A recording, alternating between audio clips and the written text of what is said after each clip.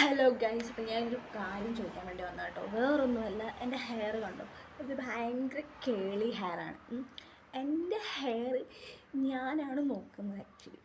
പക്ഷെങ്കിൽ ഇത് കാണുന്നവർക്കാണ് പലർക്കും ബുദ്ധിമുട്ട്. എന്തിനാണ് ഇത്ര ബുദ്ധിമുട്ട്? എൻ്റെ ഹെയർ കേളിയാണ്. ഞാനിപ്പോൾ എന്ത് ചെയ്യുന്നത്? ദൈവം എനിക്ക് തന്നു, ഞാനത് സ്വീകരിച്ചു.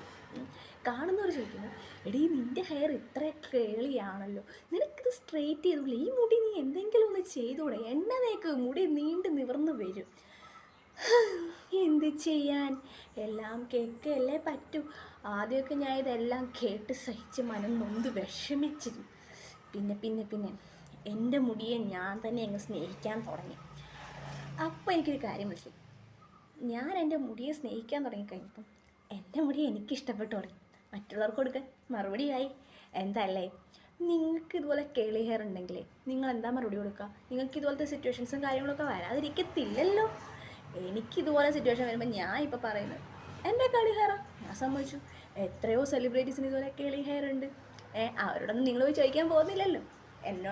എനിക്ക് കേളി ഹെയർ, നിങ്ങൾ എന്നോട് ചോദിച്ചു. എൻ്റെ കേളി ഹെയറിൽ ഞാൻ അഭിമാനം കൊള്ളുന്നു. ഇത് എനിക്ക് നല്ല ചർച്ചയുണ്ട് എന്നാണ് ഞാൻ വിശ്വസിക്കുന്നത്.